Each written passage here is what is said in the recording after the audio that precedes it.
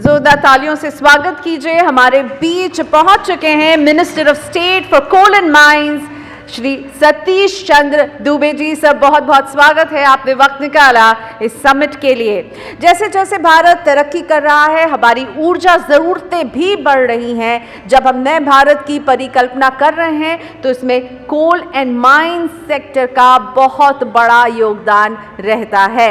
हमारे बीच हमारे खास मेहमान minister of state for coal and mines Shri Satish Chandra Dubey ji जुड़ चुके हैं। सर, आपका बहुत बहुत स्वागत है, आपने वक्त निकाला हमारे इस खास सेशन के लिए। मैं अनुरोध करूंगी हमारे लोग जो सुबह से हमारे सेशन में जुड़े हुए थे, आप सभी से अनुरोध करूंगी कि अपना अपना स्थान ग्रहण कर लें, क्योंकि हमारे खास मेहमान हमारे बीच आ चुके हैं और हम उन्हें भी सुनना चाहेंगे। क्योंकि जिस बिल्डिंग न्यू इंडिया की बात हो रही है उसमें उनका रोल, उनके मिनिस्ट्री का रोल बहुत अहम हो जाता है। क्योंकि जब भारत तरक्की की राह पर बढ़ेगा तो ऊर्जा की ज़रूरतें बढ़ेंगी ही, और नए भारत की परिकल्पना कोल और माइंस के बगैर नहीं की जा सकती है। तो हमारे बीच हैं minister of state for coal and mines Satish Chandra Dubey ji, और इनसे बातचीत करने के लिए मैं स्टेज पर आमंत्रित करना चाहूँगी पहले deputy managing editor news 9 live Kartikeya Sharma को। कार्तिकेय जी, प्लीज़ कम ऑन स्टेज।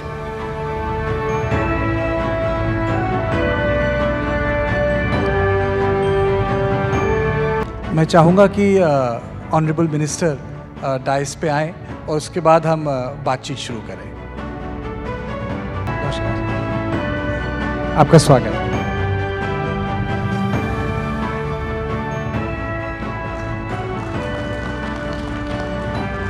आपका इस समिट में एक बार फिर सब लोगों की तरफ से बहुत बहुत स्वागत। आपने वक्त निकाला, और वो भी एक ऐसे वक्त में जहाँ गुड़गांव आना एक जद्दोजहद से कम नहीं है। मुझे पता नहीं आपको कितना वक्त लगा, पर मुझे पता है मुझे बहुत वक्त लगा। मैं फरीदाबाद से आया लेकिन मैं आ गया। तो पहला सवाल तो मैं आपसे यही करना चाहूँगा कि ये थर्ड टर्म है, एक हिस्टोरिक मैंडेट भी है। शायद पहले प्रधानमंत्री के बाद प्रधानमंत्री मोदी हैं जिनको तीसरा मैंडेट मिला है और बैक टू बैक मिला है। इस मैंडेट की सबसे बड़ी प्राथमिकताएं क्या हैं? लखपति दीदी, यूनिफाइड पेंशन स्कीम, इंफ्रास्ट्रक्चर। अगर मैं आपसे पूछूं कि सबसे बड़ी प्राथमिकता क्या है तो आप क्या बोलेंगे?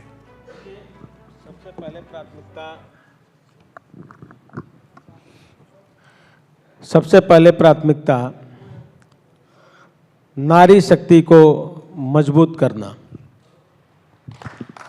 जैसे नारी शक्ति को लखपति दीदी, ड्रोन दीदी से जोड़कर इनका जीवन बेहतर हो, आत्मनिर्भर बने, इसी सोच के साथ सरकार आगे बढ़ रही है। आपकी सरकार को ये जो यूनिफाइड पेंशन स्कीम है, इसको लाने की ज़रूरत क्यों महसूस हुई? क्योंकि पहले एक न्यू पेंशन स्कीम थी, फिर ओल्ड पेंशन स्कीम पे बड़ा बवाल हुआ। तो ये जो नई पेंशन स्कीम है वो कौन से गैप्स हैं जिनको ख़त्म कर रही है? इससे लोगों को फ़ायदा क्या होगा? देखिए, समय समय से हर विषय पर संशोधन होता है। संशोधन करके सरकारी कर्मचारी जो हैं इस पेंशन को लगातार डिमांड कर रहे थे। सरकार महसूस की कि पेंशन लागू करना चाहिए और लागू किया गया। कुछ राजनीतिक सवाल हो जाएं, उससे बाद में फिर दोबारा पॉलिसी पे आऊँगा। कहते हैं कि भारतीय जनता पार्टी को आदत है गठबंधन की सरकार चलाना बिहार में। तो कैसी चल रही है आपकी गठबंधन की सरकार केंद्र में? केंद्र में भी सरकार बेहतर चल रही है और बिहार में भी सरकार बेहतर चल रही है। तो चुनाव भी पास हैं, तो चुनाव की तैयारी कैसी चल रही है? देखिए, भारतीय जनता पार्टी हर समय अपने कार्यकर्ता के बीच में समाज सेवा में जोड़ कर रखती है और हमेशा तैयारी में रहती है। इस बार आपको लगता है कि कुछ टक्कर रहेगी या नतीजे वैसे ही रहेंगे बिहार में जैसे लोकसभा के आए? एक तरफा थे? देखिए, कोई टक्कर नहीं है। बिहार की जनता 1990 से लेकर 2005 तक जिस दौर से गुजरी है उस दौर को देखना नहीं चाहती है,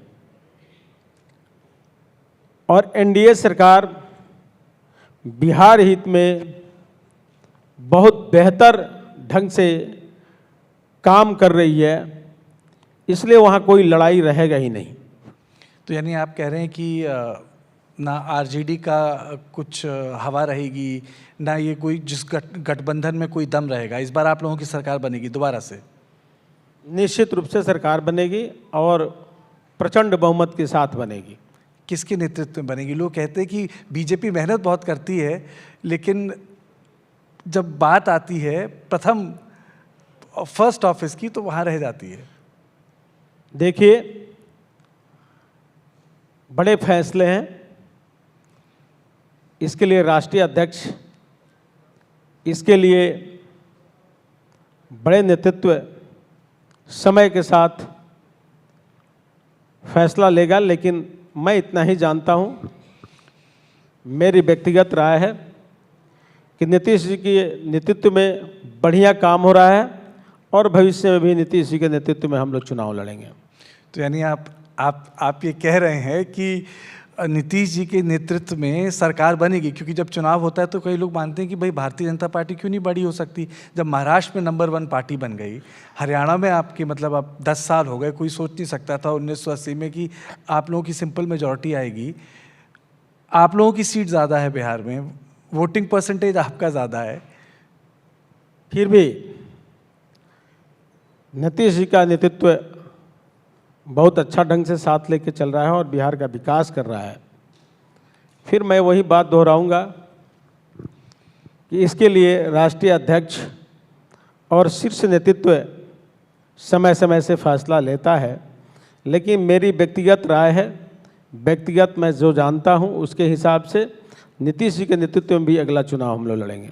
चलिए, आपने बड़ी खबर दे दी कि अगर चुनाव जीते हैं तो नीतीश कुमार जी को एक मौका और मिलेगा। चुनाव उससे पहले हरियाणा में भी हैं, चुनाव जम्मू कश्मीर में भी हैं, हिस्टोरिक इलेक्शंस हैं, नया कश्मीर है। उसको आप किस तरीके से देखते हैं, जिसके लिए प्रधानमंत्री ने पिछले 5-6 साल में बहुत काम किया, इन्वेस्टमेंट्स हुए, इंफ्रास्ट्रक्चर है। पहली बार शायद अगर मैं कहूँ कश्मीर में मल्टी स्टोरी बिल्डिंग्स बन रही हैं। कश्मीर एक ऐसा राज्य था जहाँ मल्टी स्टोरी हाउसिंग सोसाइटी नहीं होती थी, वहाँ मल्टी स्टोरी बिल्डिंग्स बन रही हैं, नए हॉस्पिटल बने, सिनेमा हॉल खुला है 1980 के बाद, सिनेमा हॉल खुला है, टूरिस्ट बढ़े हैं, कई सारी चीज़ें हुई हैं। तो इन चुनावों को आप कैसे हो, खास तौर से कश्मीर के चुनाव को ज़रा परिप्रेक्ष्य में रखिए हमारे लिए। देखिए, भारतीय जनता पार्टी विकास एक एजेंडा है और उसी एजेंडा के बदौलत चुनाव लड़ती है, और देश के विभिन्न हिस्सों में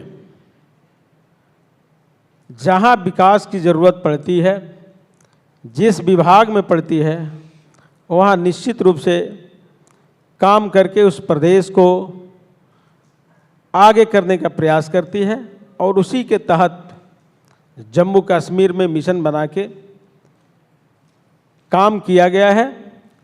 और हम दावे के साथ कह सकते हैं कि चाहे वो हरियाणा हो या जम्मू कश्मीर हो, भारतीय जनता पार्टी प्रचंड बहुमत की सरकार बनाएगी, और बिना दोनों प्रदेश के विकसित भारत की कल्पना भी नहीं की जा सकती है। हरियाणा में तो थोड़ी दिक्कतें थी, आपको लगता है वो जो उत्तर भारत में थी, जिसमें आपकी तमाम सरकारें, चाहे उत्तराखंड की सरकार हो, योगी आदित्यनाथ जी ने भी कुछ अनाउंसमेंट किया, यहाँ की भी सरकार ने जो अग्निवीर स्कीम को लिया, वो सारी जो राजनीतिक जो मसले थे वो परिपक्व कर लिए गए, ख़त्म हो गए, या आपको लगता है अभी ज़मीन में हैं? देखिए, बीजेपी जो भी बातें कहती है वो करके दिखाने का प्रयास करती है, और स्वच्छ वातावरण में स्वच्छ रूप से चुनाव होगा। जो भी हमने कहा है, हमारी पार्टी कही है, समय से उसको पूरा की जाएगी, और जनता के हित में फैसला ली जाती है और ली भी जाएगी। आपने जनता के हितों के संदर्भ में बात की, लेकिन ऐसा नहीं लगता आपको इस बार जो आपके बिहार से ख़ास तौर से जो 2-3 अलायंस पार्टनर हैं हर चीज़ पे बोल देते हैं पब्लिकली, सरकार की नीतियों पे, जिससे एक गठबंधन का जो डिसिप्लिन होता है वो टूट जाता है बार बार? देखिए, हर व्यक्ति को अपना पार्टी चलाने का अधिकार है और हर पार्टी अपने अपने हिसाब से बोलता है, लेकिन गठबंधन में बहुत मजबूती के साथ सरकार चलाने में और गठबंधन के साथ आगे बढ़ने में उसकी अहम योगदान रहती है।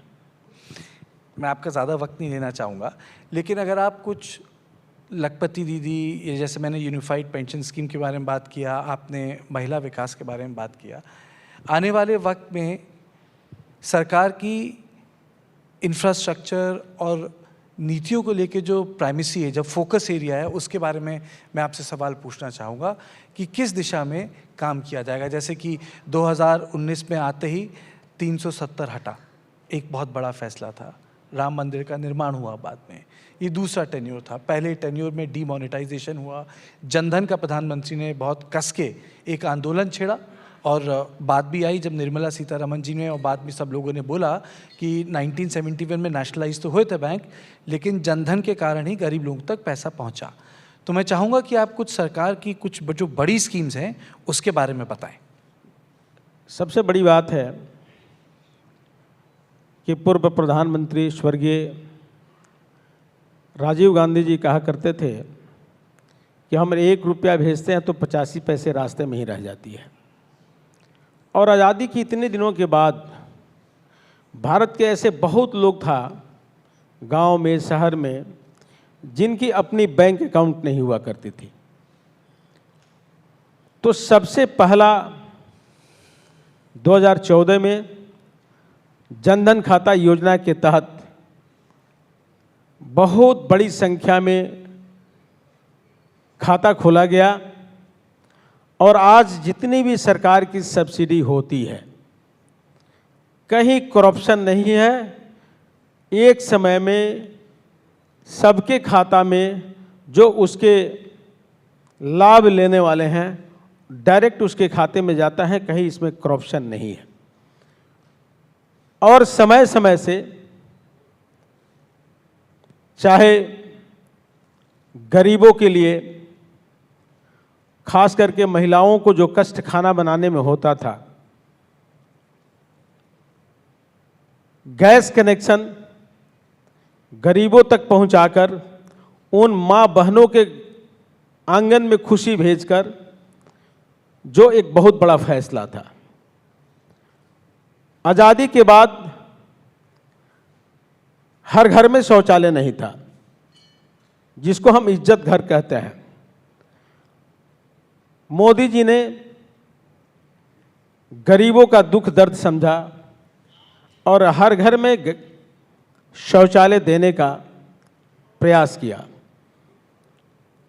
मुझे याद है कि 2014 में जब हम लोग लोकसभा के चुनाव में गांव-गांव में जाते थे तो बिजली नहीं हुआ करती थी।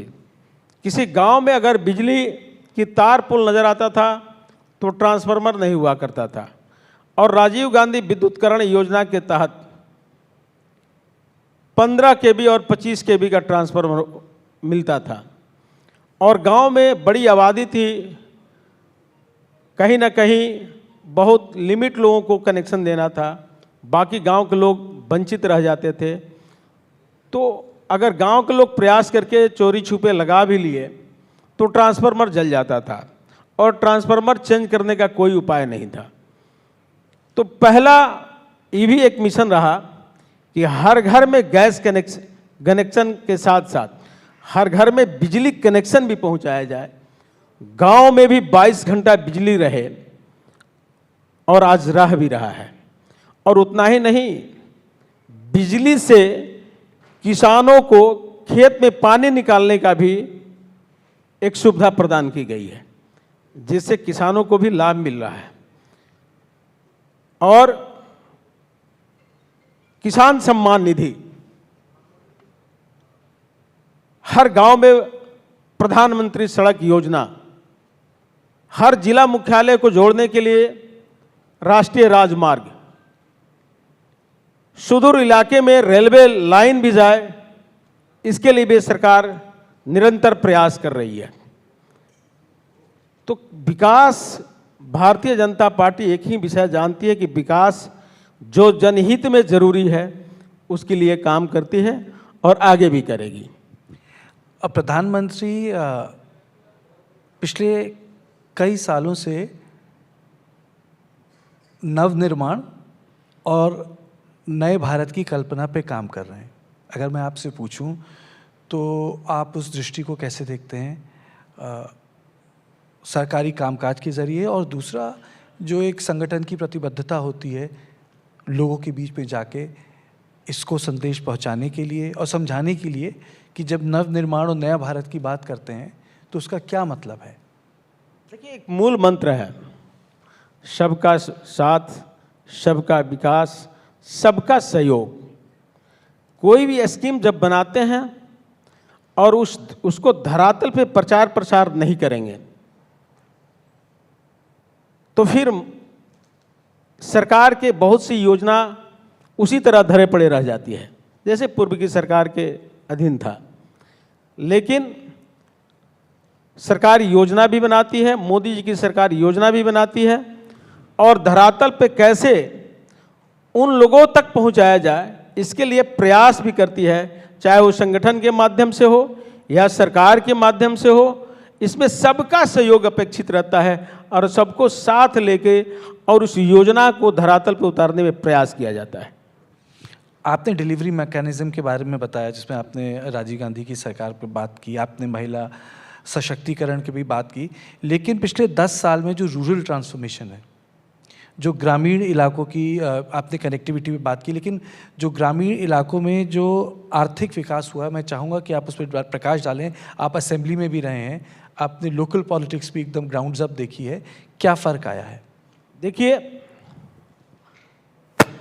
गांव में लोगों को इस सरकार के प्रति काफ़ी आस्था बढ़ा है, विश्वास बढ़ा है। सबसे पहले मैं बता दूं कि पहले एक गांव से दूसरे गांव में जाने के लिए काफ़ी समस्याएं होती थी बरसात के दिनों में, और आज हर गांव में अच्छी सड़क मिल रही है। फसल पहले औने पौने दाम में किसान बेचने पर मजबूर हो जाता था, लेकिन आज किसान को उचित सम्मान मिल रहा है। और मैं बता दूं कि खास करके हम जिस जिला से आते हैं, गांधी जी का सत्याग्रह की धरती है, राजा नंद की धरती है, जेपी की धरती है, क्योंकि वहीं से आंदोलन शुरू हुआ था। और किसानों की प्रति जो पहले धान कट रहा है, तो कहीं ना कहीं धान की कीमत 2014 के पहले 800 से लेके 1000 तक क्विंटल था, लेकिन आज चाहे गेहूं हो या धान हो या तिलहन हो या दलहन हो, धान की कीमत आज 2200 से लेकर 2400 तक, जो धान जैसा है उसका उचित कीमत लगता है। तो कहीं ना कहीं गांव में भी किसान जो रहते हैं, मजदूर रहते हैं, उसकी भी आय बढ़ी है और लागत भी कम हुआ है। तो हम कह सकते हैं, और खास करके आज भी देहात जो ग्रामीण इलाका है, शहर की जब सुविधा आप मुहैया करेंगे तो शहर की तरफ बहुत लोग रुख नहीं करेगा। स्वच्छ हवा मिलता है, शुद्ध हवा मिलता है। खास करके मेरा जिला तो गन्ना के लिए उत्पादन में माना जाता है और चीनी मिलें हैं, तो किसानों की आय बढ़ी है। पहले गरीबों के घर में काफी परेशानियां होती थी, राशन उपलब्ध नहीं हो पाता था। आज 81 करोड़ लोगों को लगभग मुफ्त राशन दिया गया है और रोजगार भी मिल रहा है, जिससे आज गरीब अपने आप को खुशहाल समझते हैं प्रधानमंत्री आवास योजना के तहत, चाहे वो शहर हो या ग्रामीण इलाका हो, वहाँ भी उसका लाभ उसको मिल रहा है। और अपना घर हो सब कोई चाहता है।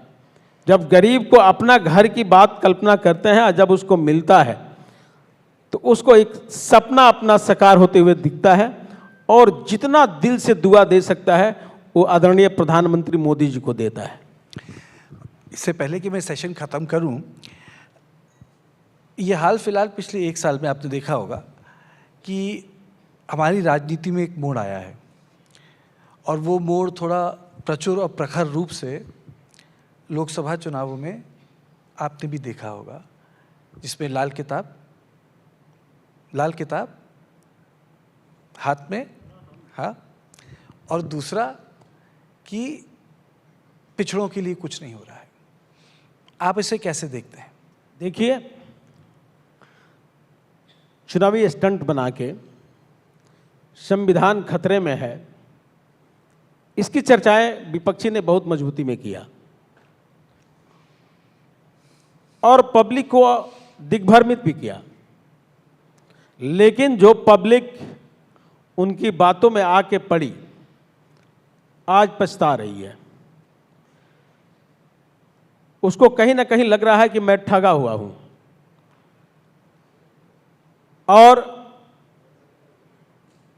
आज कहीं ना कहीं इन लोग को अपनी दुकानें बंद होती, विपक्षी को दुकानें बंद होती दिख रही है, तो उसको हवाला दे रहे हैं। और मैं आपके माध्यम से बताना चाहता हूं कि ओबीसी को संवैधानिक दर्जा किसने दिया? आदरणीय मोदी जी ने दिया। 10% गरीब सवर्णों को आरक्षण किसने दिया? आदरणीय मोदी जी ने दिया। केवल इन लोगों की मन की एक भ्रम है कि हम जितना झूठ बोलेंगे उतना ही पब्लिक संतुष्ट होगी। तो कुछ झांसा में तो पब्लिक आई थी, लेकिन अपने आप को आज ठगा हुआ महसूस कर रही है, और सब लोग मोदी जी को, आदरणीय प्रधानमंत्री मोदी जी को शुभकामना देते हैं, आशीर्वाद देते हैं, दुआ देते हैं, और बेहतर नेतृत्व की कामना भी करते हैं। और आगे बढ़ रहा है देश, गरीब भी आगे बढ़ रहा है, हर वर्ग आगे बढ़ रहा है। आखिरी सवाल, उसके बाद मुझे पता है रक्तिम दास जी को मुझे बुलाना है, वो आपको फैसिलिटेट करेंगे। जाति जनगणना पे आपका क्या कहना है? देखिए, आदरणीय मोदी जी ने देश को 4 वर्गों में देखा है। एक युवा हर वर्ग में आता है, एक किसान हर वर्ग में आता है, एक गरीब हर वर्ग में आता है, एक महिला हर वर्ग में आती हैं,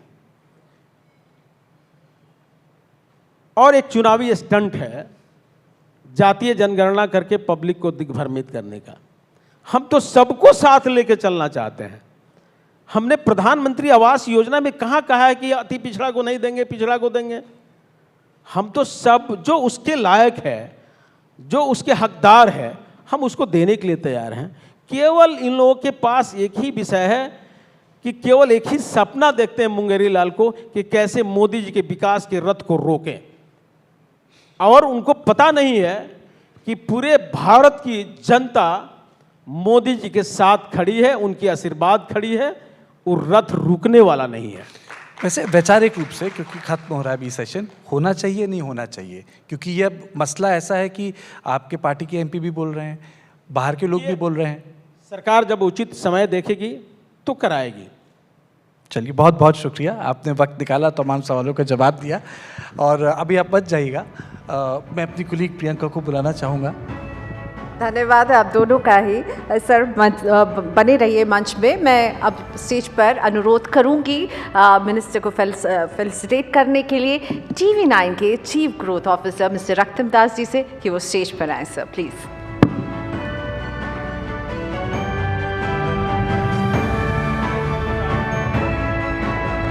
साथ ही मैं रोहित शर्मा जी को भी रिक्वेस्ट करूंगी, एग्जीक्यूटिव डायरेक्टर ऑफ DLF, हमारे साथ सुबह से इस सेशन में बने हुए हैं। Mister Sharma, please join us on stage.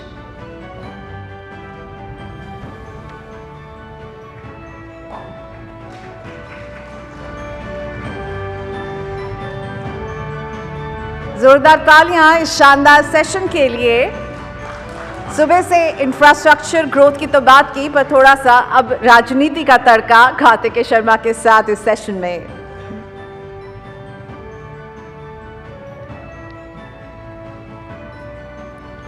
माननीय मंत्री महोदय का बहुत बहुत धन्यवाद, उन्होंने वक्त निकाला।